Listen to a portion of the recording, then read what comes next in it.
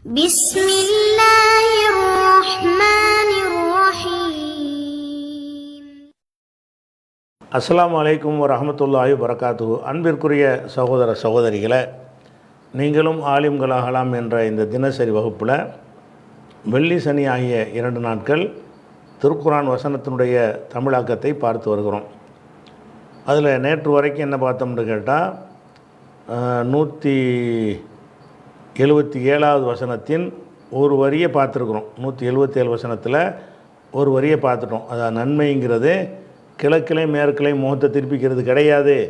நன்மை என்பது அல்லாஹ்வை நம்புதல்னு சொன்னோம். வலாக்கின்னல் பிர்ர என்றாலும் நன்மை என்பது மன் ஆமன பில்லாஹி அல் ஈமானு பில்லாஹி, அல்லாஹ்வை நம்புதல், அதான் நன்மை. மேலும் ஒல் யோமில் ஆஹிரி, ஆஹிர்னா கடைசி, யோமில் ஆஹிர்னா கடைசி நாள், இறுதி நாள். இறுதி நாள் உலகம் அழிக்கப்படுற நாள். ஒல் யோமில் ஆஹிரி, இறுதி நாளையும் நம்புதல், அதான் நன்மை. ஒல் மலாய்க்கத்து, எல்லாம் அந்த பில்லாஹுல் அத்துஃபு, மன் ஆமன பில்லாஹின்னு அந்த பே வருதில்ல, அதுக்கு பேக்கு அப்புறம் அல்லாஹ் வருதில்ல, அந்த அல்லாஹ் என்பதில் தான் அடுத்து வர்ற எல்லாமே அத்துஃபு செஞ்சு வருது. மன் ஆமன பில்லாஹி, மன் ஆமன பில்யோமில் ஆஹிரி, மன் ஆமன பில் மலா, எல்லாத்துலேயும் பே வச்சுக்கிறணும். அத்துஃபு செஞ்சதுனால அந்த பே நமக்கு கிடைச்சிரும். அப்போ மன் ஆமன வலாக்கின்னல் பிர்ர, நன்மை என்பது மன் ஆமன பில்லாஹி, அல்லாஹுவை நம்புதல், ஒல் யோமில் ஆஹிரி, இறுதி நாளை நம்புதல், ஒல் மலாய்கத்தி, வானவர்களை நம்புதல், ஒல் கிதாபி, கிதாபை நம்புதல், ஒன் நபியின, நபிமார்களை நம்புதல். இவ்வளோ நம்பிக்கை சார்ந்த விஷயம். நன்மை எது என்று கேட்டால் வலாக்கின்னல் பிர்ர, நன்மை எது என்று கேட்டால் நன்மையானது மன் ஆமன பில்லாஹி, அல்லாஹுவை நம்புதல், மன் ஆமன பில் யோமில் ஆஹிரி, ஆகிரத்தை நம்புதல், மன் ஆமன பில் மலாய்கத்தி, மலக்குமார்களை நம்புதல், மன் ஆமன பில் கிதாபி, வேதத்தை நம்புதல், மன் ஆமன பின் நபியின், நபிமார்களை நம்புதல். இவ்வளவும் சேர்ந்தது தான் நன்மை. இதெல்லாம் ஒரு செயலை சொல்லிவிட்டான், அல்ல கொள்கையை சொல்லிட்டான், மனசில் உள்ள விஷயங்கள்லாம். இது வெளிப்படையான செயல் கிடையாது. அல்லாஹ்வை நம்புறதுன்னா எங்கே நம்ம கைனாலே நம்புவோம்? உள்ளுக்குள்ளே தான் நம்புவோம். ஆகிரத்தை நம்புறதுன்னா மனசுக்குள்ளே நம்புவோம். இல்லை மனசு சம்மந்தப்பட்டதாக வந்துருச்சு. இதெல்லாம் ஈமான். அடுத்து வ ஆத்தா, வ ஆத்தாங்கிறது ஃபேலாக இருக்குது. இந்த ஃபேலாக இருக்கிறதுனால இதை கொண்டு போய் ஆமனவுல அத்துஃபு செய்யணும். வலாக்கின்னல் பிர்ர, நன்மை எதுவென்றால் மன் ஆமனுன்னு வந்துச்சுல, மன் ஆத்தா, மேலும் வழங்கினானோ, என்னத்தை வழங்கினா, அல் மாலை, பொருளாதாரத்தை வழங்கினானோன்னு வந்துடும். ஆனால் அப்படி அர்த்தம் செய்யாமல் நன்மைக்கு நன்மை என்கிற எழுவாய்க்கு தகுந்தவாறு பொருளாதாரத்தை வழங்குதல், அப்போ தானே மேட்சாகும். நன்மை என்பது பொருளாதாரத்தை வழங்கியவன், அது மேட்சாகுமா? நன்மை என்பது பொருளாதாரத்தை வழங்குதல், அது மேட்சாகுமா? மனுஷனை பற்றி சொன்னால் அது மேட்சாகும். ஒரு தன்மையை பற்றி சொன்னால் அந்த மனுஷனை குறிக்கிற வார்த்தை மேட்சாகாது.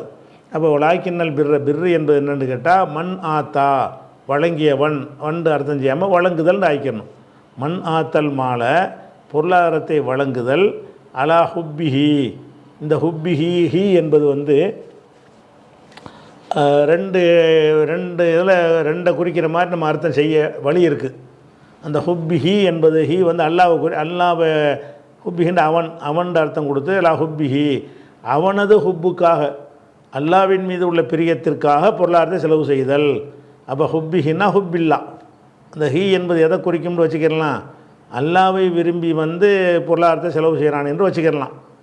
அல்லது இந்த ஹீ என்பது அதுக்கு முந்தி மால் என்று வந்திருக்கல, காசு, செல்வம், அதை குறிக்கிறதான் வச்சுக்கிடலாம். ஆத்தல் மால் அல்ல ஹுப்பில் மாலி, மாலின் மீது ஹுப்பு இருக்கும்போது பொருளை செலவு செய்கிறது. காசின் மீது பிரியம் இருக்குது.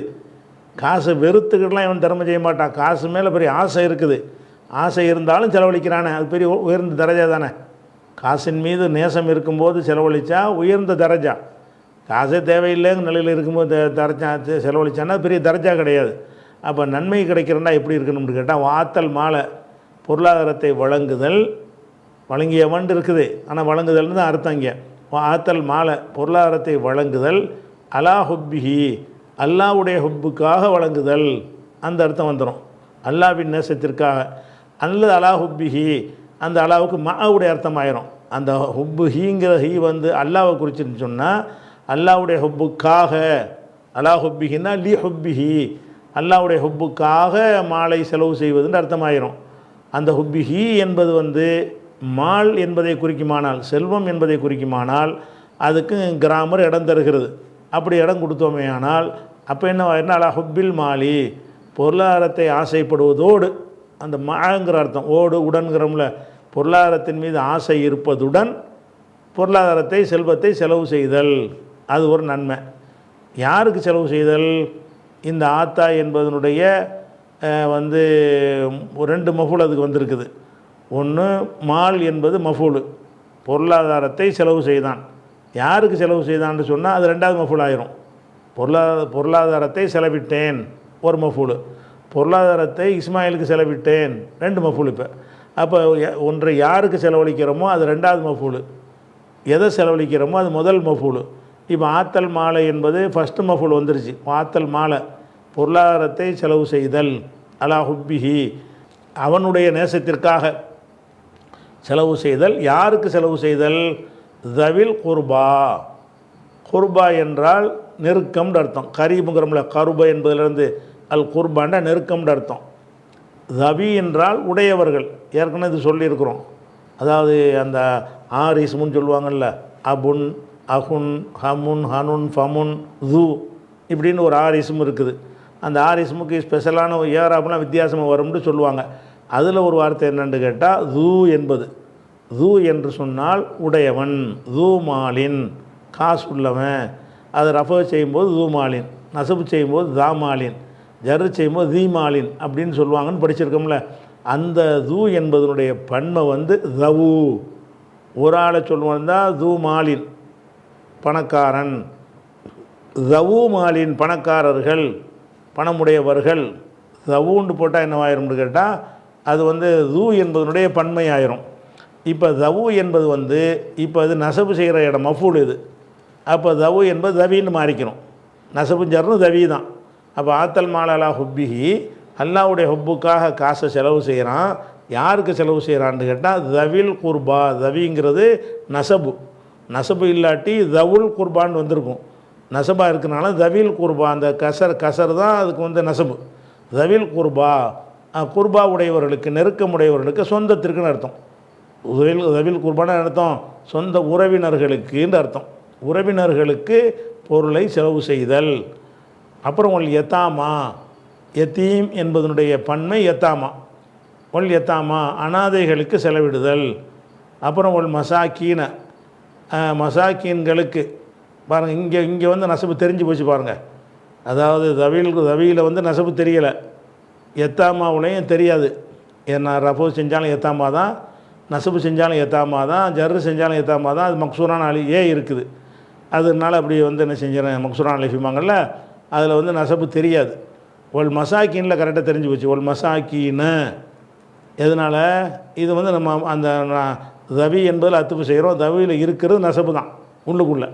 அதனால் என்ன வருதுன்னா ஒல் மசாக்கீன மிஸ்கீன்களுக்கு செலவிடுதல், தவில் குர்பா உறவினர்களுக்கு செலவு செய்தல், ஒல் யத்தாமா அனாதைகளுக்கு செலவு செய்தல், ஒல் மசாக்கீன மிஸ்கீன்களுக்கு ஏழைகளுக்கு செலவு செய்தல். இதான் நன்மை. அப்புறம் ஒபன சபீலி, இங்கே நசபு அழகாக வந்துருச்சு, ரெண்டாவது மஃபூல் தானே. ஒபன சபீலி, சபீல் என்றால் ஏற்கனவே இந்த வார்த்தை வந்திருக்கு, விலைக்கு சொல்லியிருக்கிறோம். சபீலுக்கு அர்த்தம் பாதை. இப்னு சபீல்னா பாதையின் மகன், இது நேரடி அர்த்தம். இந்த பாதையின் மகன் என்பது எதுக்கு சொல்லுவாங்கன்னு கேட்டால், வீடு வாசல் இல்லாமல் பாதையில் வாழ்க்கை நடத்துகிறான்ல அவனுக்கு சொல்லுவாங்க பாதையின் மகன்னா வழிப்போக்கன்னு வச்சுக்கலாம். ஒபன சபீலி பாதையின் மகன் என்றால் வழிப்போக்கர்களுக்கும், ஒரு சாயிலீன யாசிப்பவர்களுக்கும். சாலன்னா கேட்டான், யாசித்தான்னு அர்த்தம். சாயிலுன் யாசிப்பவன், ஒரு சாயிலூனு வரணும்.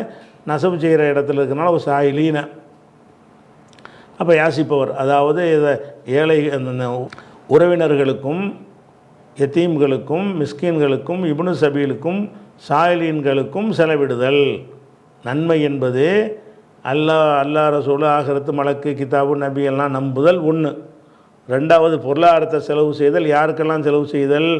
தவில் குர்பா, யத்தாமா, மிஸ்கீனு, இப்னு சபீலு, சாயிலின்களுக்கெல்லாம் செலவு செய்தல்.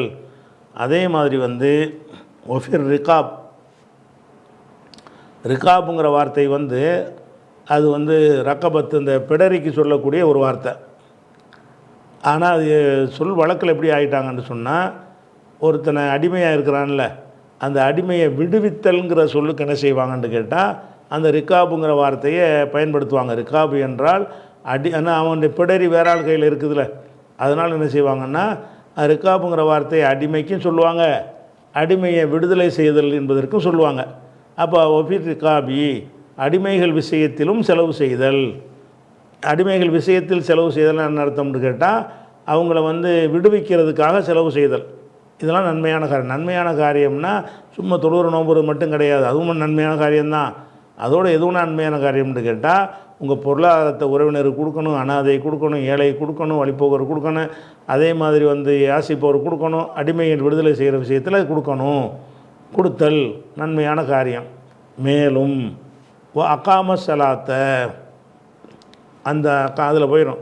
மண் ஆமனன்னு வந்துச்சுல, நம்பிக்கை கொண்டவன் வந்துச்சுல, மண் அகாம சலாத்தை எவன் தொழுகை நிலைநாட்டினான் அவன் அப்படின்ட்டு வருது. அது முப்ததாவுக்கு மேட்ச் ஆகாது. நன்மை என்பது தொழுகை நிலைநாட்டுதல், அதான் மேட்ச் ஆகும். நன்மை என்பது தொழுகை நிலைநாட்டினான் அப்படிங்கிறது மேட்ச் ஆகாது. அப்போ அகாம சலாத்தன்னு அப்படி இருந்தாலும் அது என்ன அர்த்தம்? இகாமத்து சலாத்தி தொழுகையை நிலைநாட்டுதல் அப்படிங்கிற ஒரு அர்த்தம் தான் அது கொடுக்கணும். அதுதான் நன்மை. நன்மை என்னன்னு கேட்டால் இகாமு சலாத்தி தொழுகையை நிலைநாட்டுதல். வாத்த ஜக்காத்தை ஜக்காத்தை கொடுத்தவன் மண் ஆத்த ஜக்காத்தன்னு வந்துடும். இந்த வாத்த ஜக்காத்தங்கிறது ஆமனவில் அத்துவு செஞ்சிங்கன்னா அதுக்கு முந்தி இருக்கிற மண் என்பதில் சேர்ந்துக்கிறோம். மண் அகாம சலாத்தை மண் ஆத்த ஜக்காத்தன்னு வரும். மண் ஆக்காம சலாத்துக்கு அர்த்தம் என்னன்னு கேட்டால் தொழுகை நிலைநாட்டியவன் என்று நேரடி அர்த்தம். இங்கே முப்ததாவுக்கு பொருத்தமாக முப்ததானா இஸ்மு லாக்கின் வந்திருக்கல, லாக்கினுடைய இஸ்முக்கு பொருத்தமாக நிலைநாட்டுதல், தொழுகையை நிலைநாட்டுதல் அப்படின்னு அர்த்தம் செய்யணும். அதே மாதிரி வாத்த ஜக்காத்த மண் ஆத்த ஜக்காத்த ஜக்காத்தை கொடுத்தவன் அப்படின்னு இருக்கிறது.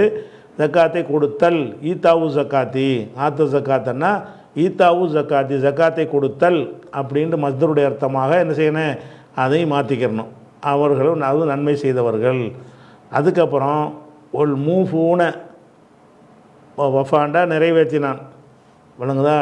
அவுஃபாண்டா நிறைவேற்றினான். அவுஃபாவிலேருந்து வருங்காலம் யூஃபின்னு வரும். அதனுடைய இஸ்முல் ஃபாயில் மூஃபின் மூஃபின் மூஃபியானி மூஃபூன. மூஃபின் என்றால் நிறைவேற்றுபவன், மூஃபியானி மூஃபூன அப்படின்னு வந்துருச்சா. ஒல் மூஃபூன என்றால் நிறைவேற்றியவர்கள். எதை நிறைவேற்றியவர்கள்? பி அகதிஹிம் தங்களுடைய உடன்படிக்கையை நிறைவேற்றியவர்கள். இது ஆகது உடன்படிக்கை எடுக்கும் பொழுது உடன்படிக்கை நிறைவேற்றியவர்கள் அப்படின்னு வருது.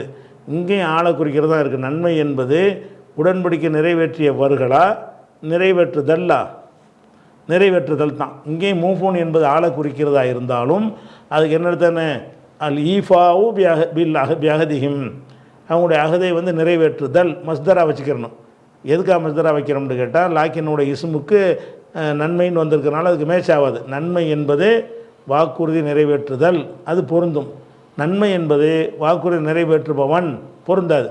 அதனால் என்ன செய்வாங்கன்னா இந்த மாதிரி இடங்கள்ல எல்லாம் மஸ்தருங்கிற இடத்துல இதை பயன்படுத்துவாங்க. அது முடிஞ்சிருச்சா. அதுக்கப்புறம்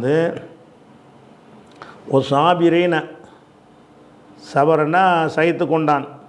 சாபிருன் என்றால் சைத்து கொள்பவன். சாபிருன் சாபிரானி சாபிருன்னா சைத்து கொள்பவர்கள்.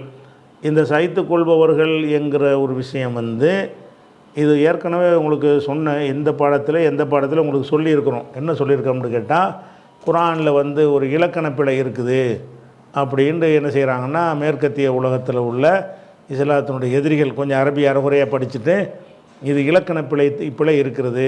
என்ன பிழை இருக்குன்னு கேட்டால் ஒல் மூஃபூன என்று ரஃபவில் இருக்குது. அப்போ சாபி ரூனன்று தானே வரணும். ஒல் மூஃபூன என்பது மூஃபீன் என்று வரலையில் ஒல் மூஃபூன என்று மர்ஃபுவா வந்திருக்குது. மூஃபின் மூஃபியானி மூஃபூன அது நசபு சர்வு செய்வதாக இருந்தால் மூஃபீன் என்று சொல்லணும். ஆனால் நீங்கள் என்ன செய்யலை, மூஃபூன என்று ரஃபோடைய சொல்லாக பயன்படுத்தப்பட்டிருக்கு. அதே மாதிரி மண் ஆமனவுலையும் ரஃபா தான் இருக்குது. மண் ஆமனவும் சேர்ந்து மூமினுன் அப்படிங்கிற ரஃபா தான் இருக்குது. எல்லாத்துலேயும் ரஃபா தான் இருக்குது. அப்படி இருக்கும் பொழுது அதில் அத்துவு செஞ்சு வரையில் ஒரு சாபி ரூன என்று தான் நீங்கள் கிராமர் படி வரணும். ஒரு சாபி ரீனன்று நசபு செய்கிறதா இருந்தால் அங்கே ஒரு ரீசன் ஒன்றையும் காணாம். நசபு போடுறதா இருந்தால் அது மஃபூலாக இருக்கணும். மஃபூலாவும் இல்லை. நசபு செய்கிற ஏதாவது ஒரு இசுமு இன்ன மாதிரியான ஒரு இசுமு ஏதாவது வந்திருக்கணும். அல்லது காண மாதிரி ஒரு இஸ்மு வந்ததுக்கு ஹபராக இருக்குன்னு இப்படி நசபுக்குன்ற ஒரு ரீசன் இருக்குல்ல, அந்த ரீசன் ஏதாவது இருந்தால் தான் சாபிரன்னு வரும். ஆனால் வாவு போட்டு அத்துஃபு தான் செஞ்சுருக்குறோம். அத்துஃபு செஞ்சோம்னு சொன்னால் மூஃபூன் என்பதில் வந்து ரஃபவுடைய சொல்லாக இருக்கிறது. சாபிரின் என்பது வந்து நசபோ ஜர்ரோ ஏதோ ஒரு ரெண்டுக்கும் உள்ள பொது வார்த்தை தானே. சாபிரின் என்பது வந்து நசபு ஜர்ருக்கு உரிய வடிவமாக இருக்கிறது. அப்போ நசபு ஜர்ருக்கு உரிய வடிவத்தில் உள்ள சொல்லை ரஃபவுக்கு உரிய சொல்லில் போய் ரத்து செய்யலாமா என்றால் செய்யக்கூடாது, கிராமர் படி தப்பு என்று சொல்லி அது என்னது கிராமரில் இலக்கணத்துக்கு மாற்றம் என்று ஒரு மேற்கத்தியவாதிகள் இந்த வசனத்தை எடுத்து காட்டுவார்கள். குரானில் இலக்கண பிழை இருக்கிறது, மூஃபூனை என்று அடுத்து சாபிரூனை என்று தான் வாவு போட்டு தான் வரணும், சாபிரீனை என்று வருவதற்கு அந்த நசபு வருவதற்கு எந்த ஒரு ரீசனும் இங்கே கிடையாது அப்படின்னு சொல்லுவாங்க. இதுக்குரிய பதில் உங்களுக்கு ஏற்கனவே சொல்லியிருக்கிறோம். என்ன சொல்லியிருக்கிறோம்? இப்படி தான் வரும், ஒரு தக்க காரணம் இருந்தால் மாறியும் வரும். ஆனால் தக்க காரணம் இருக்கணும். தக்க காரணம் இருக்குன்னு சொன்னால் அந்த ரஃபு செய்யப்பட்டதுக்கு அப்புறம் என்ன செய்யும், நசபு செய்யப்பட்ட வார்த்தை வரும். அதுக்கு நசபாக மாற்றுவதற்கு அதில் சேர்க்காமல் இதை பிரித்து எடுப்பதற்கு தக்க காரணம் இருக்கணும். ஒரு மூஃபூனை ஒரு சாபிரூன்னு அத்துப்பு செய்யும்போது அதில் இணைந்து வருதுல, அது இணைஞ்சது கிடையாது, இது உடைச்சிக்கிட்டு தனி விஷயம் அப்படின்னு சொல்வதாக இருந்தால் அப்படின்னு சொல்லலாம். ஆனால் அதுக்கு என்ன இருக்கணும்னு கேட்டால் ஒரு தக்க காரணம் ஒன்று இருக்க வேண்டும் அப்படின்னு நம்ம ஏற்கனவே உங்களுக்கு சொல்லி இருக்கணும். இந்த வசனத்துக்கு சொன்னோமா இதே மாதிரி உள்ள வேறு வசனத்துக்கு சொன்னோமான்னு யாவும் இல்லை. ஆனால் குரானில் இலக்கண பிழைங்கிற பாடத்தில் தான் இது சொன்ன மாதிரி யாவும் இருக்குது, உங்களுக்கு நடத்தி இருக்கிறோம். சரியா? அப்போ ஒல் மூஃபூன பி அகதிஹிம் இதா ஆகது என்பதில் வந்து ரஃபோ இருக்கிறது. மூஃபூனை என்பது ஒரு சாபிரூன என்பதுக்கு நீங்கள் ரஃபோ இருந்துச்சின்னு சொன்னால் அந்த அந்த வரிசை லிஸ்ட்டில் இதுவும் ஒன்றாயிரும், லிஸ்ட்டில் போய் சேர்ந்துடும். அப்போ வந்து அப்படி இல்லாமல் ஒரு சாபிரின்னு நீங்கள் நசப்பு செஞ்சிட்டிங்கன்னா அந்த தொடர்ச்சிகள் அத்துப்பு செய்ய வராது. இது வேறு தனி விஷயமாயிரும். இதை தனி விஷயமாக என்னத்துக்கு ஆக்குறீங்க? சபுர் செய்பவர்களையும் தான் நல்லதுன்னு தானே சொல்லப்படுது. நன்மை செய்பவர்கள் யாருன்னு கேட்டால் மூஃபூன பி அகதிஹிம் வாக்குறுதி நிறைவேற்றுபவர்கள் அப்படின்னு சொன்ன மாதிரி ஒரு சாபிரூன பொறுமையாளர்கள் அப்படிங்கிறது தானே கருத்துலையும் வருகிறது அப்படின்னு சொன்னால் ஆமாம் அப்படி தான் வருகிறது. ஆனால் இதுக்கு ஒரு காரணம் இருந்துச்சுன்னு சொன்னால் என்ன செய்யலாம், நம்ம ஒரு சாபிருங்கிறது அதில் அத்துஃபு இல்லாமல் அது சிறப்பாக பிரித்து சொல்வது, வேறு ஒரு நோக்கத்துக்காக வேண்டி பிரித்து சொல்லலாம். அப்படி சொல்லும் பொழுது வந்து அந்த அதுக்குரிய நசப்புக்குரிய ஒரு ரீசனை அதில் வச்சுக்கிடலாம். எப்படி ஒரு சாபிரின்னா சபுர்னா என்ன, சகித்து கொள்ளுதல். சகித்து கொள்ளுதல் என்பது எதை சேர்ந்தது? உள்ளம் சேர்ந்தது. ஒரு மனிதன் வந்து சகித்து கொண்டான் என்பதை வந்து நம்ம என்ன செய்ய முடியாது, கண்டுபிடிக்க முடியாது. சகித்து கொண்டது வந்து அல்லாஹ்வுக்கு தான் தெரியும். நீங்கள் இதை பார்த்து அடையாளம் காணுவதற்கு முடியாது. ஒருத்தன் சபுராக இருக்கிற உள்ளுக்குள்ளே அவ்வளோ கோவத்தை வச்சுக்கிட்டு இப்போ வெளிப்படுத்தாமல் சிரிச்சுக்கிட்டு இருப்பான், அவனை நீங்கள் சாபிர்னு நினைப்பீங்க, உண்மையில் அவன் சாபிராக இருக்க மாட்டான். அப்போ இந்த சாபிரின் என்பது தொழுகை இதெல்லாம் வந்து எப்படி வெளிப்படையாக தெரிகிறதோ அந்த மாதிரி சபுர் என்பது வெளிப்படையாக தெரிகிற ஒரு விஷயம் இல்லை. அதனால் அல்லாஹ்வுக்கே ஒரு விஷயமா இருக்கிறதுனால அல்லாஹ் தான் இதை அறிவான். அப்படிங்கிறதுனால இதை கொண்டு அதில் சேர்க்காமல் நம்ம உடைச்சி பிரிக்கிறோம். எப்படி பிரிக்கிறோம்? ஓ சாபிரீன்களை நான் வந்து பாராட்டுகிறேன், அம்தஹு சாபிரீன், அம்தஹுன்னு ஒரு ஃபேலை வச்சுக்கிறணும். ஏன்னு கேட்டால் இது வந்து நீங்கள் அறிந்து கொள்ள முடியாத ஒரு விஷயமா இருக்கிறதுனால இதை வந்து அதில் போய் சேர்க்கக்கூடாது, உடைச்சி எடுத்துடணும். வாக்குறுதி நிறைவேற்றுறான் என்பதை நம்ம கண்டுபிடிக்கலாம், வெளிப்படையான செயல். ஜக்காத்து கொடுக்குறான் என்பதை வெளிப்படையான செயல் கண்டுபிடிச்சிடலாம். தொழுகை நிலைநாட்டுறான் என்பது வெளிப்படையான ஒரு செயல், தொழுகிறான் அப்படின்னு கண்டுபிடிச்சிடலாம். சபுராக இருக்கிறான் என்பது வந்து அவன் மனசு சம்மந்தப்பட்ட விஷயம். ஒன்றும் ரியாக்ஷன் பண்ணாமல் இருந்தால் கூட அவன் சபுரு இல்லாமல் இருப்பான். சபுரு இருக்கா இல்லையாங்கிறது எது சம்மந்தப்பட்டது? அல்லாஹ்வுக்கு மட்டும் தெரிஞ்ச விஷயமா இருக்கிறதுனால அதை உடைச்சி என்ன செய்கிறான்னு கேட்டால் அந்த அத்துப்பு செஞ்சு கண்டினியூ ஆக்காமல் இது தனியாக சொல்கிறான். ஒரு சாபிரீனை சகித்து கொள்ளக்கூடியவர்களையும் பாராட்டுகிறேன். ஒரு சாபிரீனா சகித்து கொள்பவர்கள்னு அர்த்தம். நசபு செஞ்ச காரணத்தினால நசபு ஒரு காரணம் வேணும், ஒரு ஃபேலை வச்சுக்கிறணும். என்ன காரணம் வச்சுக்கிறேன்? அம்தஹு, நான் வந்து பாராட்டுகிறேன் நான் சாபிரினை. இப்போ நசபு வந்துருச்சு, அம்தஹுங்கிற ஃபேலுக்கு சாபிரின்கிற நசபு வந்துருச்சு. அப்படி இது சிறப்பித்து சொல்ல நினச்சோம்னு சொன்னால் முந்தைய தொடர்ச்சியாக உள்ள ஒரு வாசகத்தை வெட்டி அதில் இணையாமல் பிரித்து கொண்டு வந்துடலாம். அதுவும் இலக்கணத்தில் உள்ளது தான். அந்த இலக்கத்தின் பிரகாரம் இது என்ன வந்திருக்குன்னு கேட்டால் ஒரு சாபிரீன என்பது நசபு வந்திருக்கு. ஒரு சாபிரீன என்ன அர்த்தம்னு கேட்டால் சகித்து கொள்ளக்கூடியவர்களை பாராட்டுகிறேன், மதிக்கிறேன் எதில் சகித்து கொள்ளக்கூடியவர்கள்? Fill Pasai லர்ராய். பசான்னா துன்பங்கள், லர்ரான்னா வறுமை. வறுமையிலையும் துன்பத்திலையும் சகிச்சுக்கிறாங்கல்ல, அவங்கள நான் பாராட்டுறேன். இது நன்மை, சாதாரண நன்மை இல்லை, இது மேம்பட்ட நன்மை. சாபிரீன, சபுர் செய்பவர்களை நான் பாராட்டுகிறேன். ஃபில் பசாய் லர்ராயி, வறுமையிலையும் துன்பத்திலையும் என்ன செய்கிறாங்க? சபுர் செய்கிறாங்கல்ல, அவங்கள பாராட்டுறேன். வஹீனல் பாசுன்னா யுத்தம், வஹீனல் பாசின்னா போரின் போதும் சகித்து கொள்கிறார்களே. போரில் ரொம்ப சகிப்புத்தன்மை வேணும்ல. போர்க்களத்தில் நின்றோம்னு சொன்னால் அந்த போரில் நிற்கிறதே நமக்கு பல வெட்டு காயங்கள் குத்துலாம் ஏற்படும். அதையும் சகிச்சுக்கிட்டு இருக்கணும். ஒழுங்கான சாப்பாடு கிடைக்காது, சாப்பிட டைம் கிடைக்காது, உட்காந்து உடம்பு கொஞ்சம் டயர்டாக இருக்குன்னு படுக்க இடம் கிடைக்காது, அனைத்தையும் சகிச்சுக்கிறணும் இதில் போர்க்களத்தில். அந்த மாதிரி சகித்து கொண்டாங்களே, அதெல்லாம் நன்மையான காரியம். அப்போது சாபிரீன, சபராக இருப்பவர்களை நான் வாழ்த்துகிறேன். எதில் சபராக இருக்கிறாங்க? ஃபில் பசாய், துன்பத்திலையும் லர்ராயி, வறுமையிலையும் சபராக இருக்கிறாங்க. மேலும் ஹீனல் பாஸின் போதும், பாஸுடைய நேரத்திலும், பாஸுன்னா யுத்தம், போர் நேரத்திலையும் யார் சபராக இருக்கிறாங்களோ அவங்கள சிறப்பாக பாராட்டுகிறேன் அப்படின்னு உடைச்சி எடுத்துடணும். எதனால் உடைச்சி எடுக்கிறோம்னு கேட்டால் நசபாக இருக்கிறதுனால தான். உலாய்க்க, இவர்கள் தான் அல்லதீன சதகு, உண்மை சொன்னவர்கள். அதாவது மெய்யாகவே ஈமான் கொண்டவர். மெய்யான ஈமான் இருந்தால் இது எல்லாத்தையும் அவன் செய்யணும். பொறுமையாக இருக்கணும், வாக்குறுதி நிறைவேற்றணும், சொந்த பந்தங்களை கவனிக்கணும். அது எல்லாத்தையும் சேர்ந்து செஞ்சால் தான் அவன் உண்மை பேசுகிறான்னு அர்த்தம். ஈமான் விஷயத்தில் உண்மையாளன். உலாய்க்க, அவர்கள் தான் அல்லதீன சதகு, உண்மை பேசியவர்கள். உலாய்க்க, மேலும் அவர்கள் தான் ஹுமுல் முத்தகூன். அதாவது உலாய்க்கன்னு அவர்கள், ஹும்முண்டாலும் அவர்கள் தான். ரெண்டு வந்துச்சுன்னா அவர்கள் தாண்டு சொல்லிட வேண்டியது தான். உலாய்க்கண்டாலும் அவர்கள் தான், அல்லதீனன்றாலும் அல்லதீன சதக்குன்றாலும் அதே தான் அர்த்தம் வரும். அப்போ உலாய்க்கு அவர்கள் தான், உலாய்க்கு அவர்கள் தான், அல்லதீன சதக்கு, உண்மை சொன்னவர்களாவர். இப்போ உலாய்க்க ஹும், அவர்கள் தான். உலாய்க்க மட்டும்தான் அவர்கள், உலாய்க்க ஹும் இருந்தால் அவர்கள் தான். இப்போ உலாய்க்க ஹும் அல் முத்தகூன், அவர்கள் தான் இறைவனே, முத்தகூன் அல்லாஹ்வை அஞ்சியவர்கள் அப்படின்னு எல்லாம் என்ன செய்கிறான்னு கேட்டால், நன்மைங்கிறது இந்த மாதிரி திரும்புறதில் கிடையாது, கிழக்கு மேற்கு திரும்புறது கிடையாது. எல்லா விஷயத்துலையும் கரெக்டாக நீங்கள் நடக்கணும். தொழுகை நடத்துகிறது, ஜக்காத்து கொடுக்குறது, சொந்த பந்தங்களை கவனிக்கிறது, அல்லாஹ்வை கரெக்டாக நம்புறது, எல்லா விஷயமும் கலந்துருந்தால் தான் அது பிர்ரு. இஸ்லாம் மார்க்கம் அப்படி கட்டமைக்கப்பட்டிருக்கே தவிர, நீ இந்த பக்கம் திரும்பிட்டியா உனக்கு எல்லாம் என்ன வேணாலும் செஞ்சுட்டு போ, அது அந்த மார்க்கம் இஸ்லாம் கிடையாது அப்படிங்கிறதுக்கு அதை சொல்லிவிட்டான். அடுத்ததாக இந்த வசனமும் உங்களுக்கு வேறு ஒரு நோக்கத்திற்காக விளக்கப்பட்ட ஒரு வசனம் தான். எதுக்கு விளக்கிறோம்? இந்த கியாஸுக்காக எடுத்துக்காட்டி விளக்கியிருக்கிறோம்.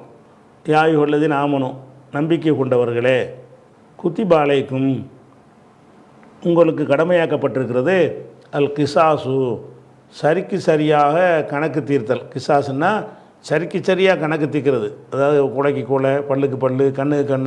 கிசாசுன்னா இஸ்லாமிய குற்றவியல் சட்டத்துக்கு சொல்லுவது. கிசாசுன்னா என்ன அர்த்தம்னு சொன்னால், ஒருத்தனை நம்ம ஏதாவது செஞ்சோம்னா அதே மாதிரி நம்மளே செய்வாங்க. அவன் மூக்கை உடைச்சா நம்ம மூக்கை உடைப்பாங்க, அவங்க ஒரு விரலை வெட்டினான்னா நமக்கு ஒரு விரலை வெட்டுவாங்க. இதான் கிசாஸுங்கிற. கிசாசுனா ஈக்குவலாக ஒன்றுக்கு ஒன்று என்ன செய்கிறது, பொருத்தமான ஒரு பழிவாங்குதல். கிசாசுன்னா பழிவாங்கும் நடவடிக்கை உங்களுக்கு கடமையாக்கப்பட்டிருக்கிறது. எப்படி இருக்குன்னு, கிசாசுனா டூ சைடும் சமமாக இருக்கணும். குத்திபாலைக்கும் கிசாஸ் என்பது உங்களுக்கு கடமையாக்கப்பட்டிருக்கிறது. ஃபில் கத்லா, கத்லான்னா மக்தூல்னு அர்த்தம். கத்தீல் என்றால் இசுல் ரெண்டு அர்த்தத்துக்கு வரும். கத்தீல் என்றால் கொலகாரனுக்கும் கத்தீல்னு சொல்லுவாங்க, கொலை செய்யப்பட்டிருக்கிறான்ல அவனுக்கும் கத்தீல்னு சொல்லுவாங்க. அப்போ அந்த கத்தீல் என்பதனுடைய ஜம்மு கத்லா. கத்தீல்னா என்னது? கொல்லப்பட்டவன். கத்தீல் என்றால் கொலையாளின்ற அர்த்தம் இருக்கிறது, கத்தீல் என்றால் கொல்லப்பட்டவன் என்ற அர்த்தம் இருக்கிறது. அந்த கொல்லப்பட்டவன்கிற அர்த்தத்தில் உள்ள கத்தீலுடைய ஜம்மு தான் கத்லா. அல் கிசாசு வில் கத்லா, கொல்லப்பட்டவர்கள் விஷயத்தில் கிசாஸ் உங்களுக்கு விதியாக்கப்பட்டிருக்கு. கிசாஸ்னால் ஈக்குவலான தண்டனை, சரிக்கு சரியான தண்டனை, சமமான தண்டனை. அது அப்படின்னு என்ன அர்த்தம்? அவன் கொன்றான் இவனை கொள்ளு, அவன் கையை வெட்டினா இவன் கையை வெட்டு, அவன் காலை வெட்டினா இவன் காலை வெட்டு, அந்த மாதிரி உங்களுக்கு கடமையாக்கப்பட்டிருக்கிறது. அதுக்கப்புறம் அல் ஹுர்ரு பில் ஹுர்ரி, சுதந்திரமானவனுக்கு ஹுர்ருன்னா அடிமையாக இல்லாதவன். இந்த உலகத்தில் உள்ள எல்லாரும் ஹுர்ரு தான். அடிமைங்கிற அந்த காலத்தில் இருந்துச்சு, இந்த காலத்தில் கிடையாது. அப்போ அல் ஹுர்ரு பில் ஹுர்ரி, ஹுர்ருக்கு ஹுர்ரு, ஒல் அபுது பில் அபுதி. அதாவது ஹுர்ருக்கு ஹுர்ருன்னா ஹுர்ரை கொண்டதற்காக ஹுர்ரு அவனை வந்து தண்டிக்கணும். ஒல் அபுது பில் அபுதி, அப்துக்கு பகரமாக அப்தை, அடிமைக்கு பகரமாக அடிமையை வந்து தண்டிக்கணும். ஒல் உன்சா பில் உன்சா, பெண்ணுக்கு பெண்ணு, ஒரு பொம்பளை கொலை பண்ணிட்டா செய்யணுன்ற என்ற வகையில் உங்களுக்கு கிசாஸ் கடமையாக்கப்பட்டிருக்கு. குத்திபாலைக்கும் கிசாஸு, கிசாஸ் உங்களுக்கு கடமையாக்கப்பட்டிருக்கிறது. ஃபில் கத்லா, கொல்லப்பட்டவங்க விஷயத்தில் கிசாஸ் கடமையாக்கப்பட்டிருக்கிறது. எந்த மாதிரி கடமையாக்கப்பட்டிருக்குன்னா அல் ஹுர் பில் ஹுர்ரு, ஹுர்ருக்கு பதிலாக, ஹுர்ரை கொன்றதற்கு பதிலாக ஒரு ஹுர்ரு. ஹுர்னா என்ன? அடிமை இல்லாதவன். அடிமை இல்லாதவனை கொன்றதற்காக அடிமை இல்லாதவன். ஒல் அபுது பில் அபுதி, அடிமையை கொன்றதற்காக அடிமை. ஒல் உன்சா பில் உன்சா, பெண்ணை கொன்றதற்காக பெண் என்ற வகையில் கிசாஸ் உங்களுக்கு கடமையாக்கப்பட்டிருக்கு அப்படின்னு நல்லா சொல்கிறான். இதுக்கு வந்து என்ன அர்த்தம்னா, இது வந்து இடக்கு முடக்கான அர்த்தம் எடுக்கக்கூடாது.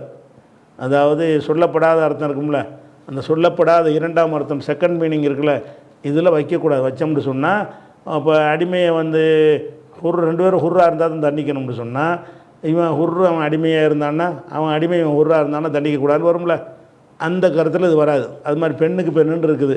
அப்போ ஒரு ஆண் பெண்ணை கொண்டான்னா அந்த கிசாஸ் வராது, அல்லது ஒரு பெண்ணு ஒரு ஆணை கொன்றாலும் கிசாஸ் வராது என்கிற கருத்தை இதுலேருந்து எடுக்கலாம். ஆனால் இது சொல் வழக்கில் சொல்ல விஷயமே தவிர அதுக்கு எதுக்கு உள்ளதில்லை, சமம்னு காட்டுவதற்கு சொல்லப்படுதே தவிர மாற்றி செஞ்சாலும் இது கொலைக்கு கொலை தான் கணக்கு, கிசாஸ் தான் கணக்கு. அந்த வார்த்தையை நமக்கு கிசாசுவில் கத்தலான்னு என்ன செய்கிறது, அந்த வார்த்தையை நமக்கு விளக்கிறது. தண்டனை வந்து கிசாஸாக இருக்கணும். கிசாஸ்னால் ஈக்குவலாக இருக்கணும். அடிமையை கொண்டாலும் அடிமை தான், உரிமை யாரை கொண்டாலும் சரி அதே மாதிரி கொள்ளணுங்கிறது தான் ஒரு பொதுவான விஷயம். அப்படிங்கிறதுனால இதில் கியாஸ்லாம் எடுக்கக்கூடாது என்று முன்னாடி விளக்கியிருக்கிறோம். அந்த பாடத்தில் போய் இந்த வசனத்தை பார்த்துக்கிட்டீங்கன்னா உங்களுக்கு என்ன செய்யும், ரிப்பீட் ஆகக்கூடாதுங்கிறக்காண்டி அதில் போய் பார்த்துக்கிறங்க. கூடுதலாக அது ஒரு 2 வாரம் தான் இருக்குன்னு நினைக்கிறேன் நடத்தி. சரி, அடுத்து ஒரு முக்கியமான ஒரு குற்றவியல் சட்டம் வருது. என்ன சட்டம்னு கேட்டால், இதில் உலகத்துக்கே ஒரு முன்மாதிரியான ஒரு சட்டம். உலகத்தில் எந்த ஒரு நாடாக இருந்தாலும் சரி அவங்க குற்றவியல் சட்டம்னு எழுதி வச்சுருப்பாங்க. இதுக்கு தண்டனைன்னு சொல்லி இந்த தண்டனையை கொடுத்துவிட்டு ஒரு அரசாங்கம் கோர்ட்டு வந்து தண்டனைன்னு கொடுத்துருவாங்க. ஒரு அரசாங்கம் நினச்சா என்ன செய்வாங்கன்னு கேட்டால், அந்த தண்டனையிலேருந்து நாங்கள் விடுவிக்கிறோம்பாங்க. ஒரு ஆளுக்கு 15 வருஷம் தண்டனைன்னு கொடுத்துருவாங்க. கோர்ட்டில் தீர்ப்பு ஆகினா அதான் தண்டனை. அதுக்கப்புறம் என்ன செய்வாங்கன்னா, அரசாங்கத்திலேருந்து நம்ம கட்சிக்காரனாக இருக்கிறான், ரொம்ப நாள் உள்ளே இருக்கான்னு சொல்லிட்டு இவன் நன்னடத்தை அடிப்படையில் இவருக்கு வந்து நாங்கள் வந்து இப்போதான் விடுதலை செய்கிறோம், 5 வருஷத்தில் விடுதலை செய்கிறோம், 10 வருஷத்தில் விடுதலை செய்கிறோம்னு சொல்லி நீதிமன்றத்தில் சொன்னதுக்கு மாற்றமாக என்ன செய்வாங்க, விடுதலை செய்வாங்க. இப்படியான ஒரு வழக்கம் இருக்கிறது. ஒருத்தன் கொலை செஞ்சுட்டாண்டு தூக்கு தண்டனை கொடுத்துருவாங்க. தூக்கு போடுறதுக்கு முன்னாடி ஜனாதிபதிக்கு என்ன செய்வாங்கன்னா கருணை மனு அனுப்புவாங்க. எங்களுக்கு நாங்கள் தப்பு செஞ்சிட்டோம், அந்த தண்டனைக்கு உரியவர்கள் தான் நாங்கள், இருந்தாலும் நீங்கள் கருணை பண்ணி எங்களை விடுதலை செய்யுங்கன்னா அந்த ஜனாதிபதி என்ன செய்யலாம்னு கேட்டால், ஒரு ஆள் மீது கருணை காட்டி விடுதலை செஞ்சுருவார். அவர் வாப்பாவை கொண்டா விடுதலை செய்வாரா, அவன் அப்போ அவங்க அப்பனையாக கொன்றான், எங்கள் அப்பனை கொண்டிருக்கிறான், நீ என்னடா விடுதலை செய்யணும்னு கேட்க மாட்டேங்கிறாங்க. ஒரு ஆளை கொண்டுட்டான்னு சொன்னால் யாருக்கு அந்த உரிமை இருக்குது, கொல்லப்பட்டவனுடைய குடும்பத்துக்கு தானே இருக்குது. என் குடும்பத்தில் ஒரு ஆள் கொல்லப்பட்டார்னு சொன்னால் என் குடும்பத்துடைய மெம்பர்ஸுகள் தான் என்ன செய்யணும், அதை பற்றி முடிவு செய்யணும். இவனை மன்னிக்கிறதா தண்டிக்கிறதாங்கிற முடிவு எடுக்கணும். நான் வந்து தகப்பனை இழந்துட்டு, பிள்ளை இழந்துட்டு, தம்பி இழந்துட்டு, அண்ணனை இழந்துட்டு நான் இருப்பேன். அவர் என்ன செய்வாராம், அவன் என்னை கொன்றவனை வந்து மன்னிப்பாரான். இப்படிங்கிற மாதிரியான ஜனாதிபதி குடியரசுத் தலைவர்களுக்கெல்லாம் அந்த அதிகாரத்தை கொடுத்து வச்சுக்கிறாங்க. இந்த ஒரு கேடுகட்ட ஒரு நிலையை நீங்கள் பார்க்குறீங்க. இப்போ வந்து ஒரு வாரத்துக்கு முன்னாடி சவுதியில் நடந்த ஒரு நிகழ்ச்சி உங்களுக்கு தெரியும். ஒருத்தர் என்ன செஞ்சிட்டான்னா, ஒரு இளைஞன் வந்து ஒரு 12 வயசு பையனை கொண்டு விட்டான். உறவினர் பையன்தான், 2 பேரும் சவுதி ஆளுக்கு தான். கொன்ற உடனே அவனுக்கு வந்து ஒரு வாரத்துக்கு முன்னாடி தூக்கு தண்டனை நிறைவேற்றக்கூடிய நாள் வந்துருச்சு. அப்போ என்ன செய்கிறாங்கன்னா, அந்த குடும்பத்தாரெலாம் போய் யார் அந்த தண்டனைக்கு உரியவன்லாம், இதான் பரபரப்பாக மீடியாக்கெல்லாம் ஓடிக்கிட்டு இருக்கிறது. இது முற்போக்கான ஒரு சிறந்த சட்டத்தை கிண்டல் பண்ணுறதுக்கு என்ன செய்கிறாங்க, இந்த செய்தியை வச்சு பரப்புகிறாங்க. என்ன ஓடிக்கிட்டு இருக்குது, அந்த குடும்பத்தாரெலாம் போய் என்ன செய்கிறாங்கன்னா, அந்த தூக்கில் போடப்படுறான்ல அவனுடைய குடும்பத்தாரெலாம் போய் அந்த கொல்லப்பட்டவனுடைய குடும்பத்தார்கிட்ட போய் பேசுகிறாங்க, எனக்கு மன்னிச்சிருங்கன்னு சொல்லி. அவங்க மன்னிச்சோன்னு சொன்னால் அல்லது தியத்துக்கு பணம் வாங்கிக்கிறோம் என்று சொல்வார்களே, ஆனால் அந்த நிமிஷமே அவனுக்கு தூக்கு தண்டனை கிடையாது. யார் மன்னிக்கணும்னு மார்க்கத்தில் இருக்குன்னு கேட்டால், சம்மந்தப்பட்டவன் தான் மன்னிக்கணும். சம்மந்தமில்லாத எந்த ஒரு அதிகாரியும் மன்னிக்கிறது கிடையாது. அதுக்கப்புறம் என்ன செய்கிறாங்கன்னு கேட்டால் அந்த அவனுக்கு மன்னிப்பு கேட்பதற்காக வேண்டி அந்த கூலம் கோத்திரம் எல்லாரும் வந்து நின்று என்ன செய்கிறாங்கன்னு கேட்டால் ஒரு பொது சபையில் திரண்டு மன்னிப்பு கேட்குறாங்க. அந்த காட்சியை பார்த்துருப்பீங்க வீடியோவில். மன்னிப்பு கேட்குறாங்க. எப்படி கேட்குறாங்க? தலப்பா கழட்டி போடுறான், சட்டையை கழட்டி போடுறான்ட்டு, என்னை மன்னிச்சிருங்க, என்னுடைய தூக்கு தண்டனை கொடுக்காதீங்கன்னு சொல்லி யார்கிட்ட மன்னிப்பு கேட்குறான்? அந்த கொல்லப்பட்ட குடும்பத்தார்கிட்ட கேட்குறான். குடும்பத்தார்கிட்ட கேட்குறது எப்படி கேட்குறான்னா, ஊர் அறிய உலக வரி நின்று கொண்டு சட்டையெல்லாம் கழட்டி போட்டு, தொப்பியெல்லாம் கழட்டி போட்டு, தலையில் கட்டுவாங்கல்ல வட்டு, அதையெல்லாம் கழட்டி போட்டுவிட்டு அப்படியே உட்காந்து மண்ணில் வந்து பிறடுறாங்க. பிறண்டு என்ன பண்ணுறான்னா, எப்படியா விடுதலை செஞ்சுருங்க, எங்களை மன்னிச்சிருங்க, அந்த பையனை மன்னிச்சு விட்ருங்கன்னு சொல்லி கேட்குறாங்க. அவங்க குடும்பத்தார் மன்னிக்க மாட்டேன்ட்டா கடைசி வரைக்கும். ஒரு அவ்வளோங்க பிறகு மன்னிப்பு இல்லைன்னு கடைசியாக சொன்ன பிறகு அவனுக்கு தூக்கு தண்டனை கொடுத்தாங்கன்னு வைங்களேன், மரண தண்டனை கொடுத்துட்டாங்க. அப்போ இந்த மரண தண்டனை கொடுப்பது என்பதற்கு வந்து இஸ்லாம் காட்டுற வழி இப்படி இப்படி இருக்குது. பாதிக்கப்பட்ட குடும்பத்தினருக்கு அந்த அதிகாரத்தை இஸ்லாம் வழங்கியிருக்கு. யாருக்கு வழங்கலை? ஜனாதிபதிக்கு வழங்க. இவனுக்கு என்ன தெரியும்? ஏன் எங்கள் பாப்பாவை கொலை செஞ்சுருந்தான்னா நான் தானே அதை டிசைட் பண்ணேன், எனக்கு தானே அந்த பாதிப்பு. அப்போ வந்து இப்போ எவனோ ஒரு ஜனாதிபதினு உட்காந்துக்கிட்டு நான் மன்னித்து விட்டான்டா, இவன் யார் மன்னிக்கிறதுக்குன்னு? உங்கள் அப்பனை கொன்றா நீ மன்னிக்கலாம், எங்கள் அப்பனை கொன்ற நீ என்னடா மன்னிக்கிறேன்னு கேட்க மாட்டேங்கிறானுவோ. இந்த மாதிரி செய்கிறது பாருங்கள். இவ்வளோ கெஞ்சி கேட்டும் கேட்காமல் தண்டனை கொடுத்து விட்டார்கள்னு பயங்கரமாக எழுதுகிறாங்க. அது எவ்வளோ அற்புதமான சட்டம் வழங்க மாட்டேங்குது. இங்கே வர்ற இழந்திருக்கிறான் அவன்கிட்ட கேட்குறோம்டா, ஊரே திரண்டு போய் மன்னிப்பு கேட்குது, மாட்டேங்கிறாங்க அவங்க. அவங்களுக்கு தான் அந்த உரிமை. பாதிக்கப்பட்டவனுடைய மனசு ஆறுனா தானே அவன் ஒத்துக்குருவான். அந்த இழப்பு எவ்வளோ ஒரு இழப்பாக இருந்து அந்த பையன் மீது எவ்வளோ பாசம் வச்சுருப்பாங்க. அதனால் மன்னிக்க மறுத்துட்டாங்க. மறுத்தவனு எல்லாம் பார்க்கவே தண்டனை நிறைவேற்றுறாங்க. அந்த வெற்ற காட்சி எடுத்து போட்டு எவ்வளோ கொடூரமானதாக. எது கொடூரம்? இவன் முதல்ல கொலை செஞ்சான், அது கொடூரம் இல்லையா? இவன் தானடா அவங்க வீட்டுக்குள்ளேயே கொலை செஞ்சுருக்கிறான். அதுக்கு தண்டனையாக தானே இது இப்போ செய்யப்படுது. அது விளங்காமல் என்ன செய்கிறாங்க? நம்ம இல்லை காட்டு மிராடி மாதிரி ஆக்க பார்க்குறாங்க.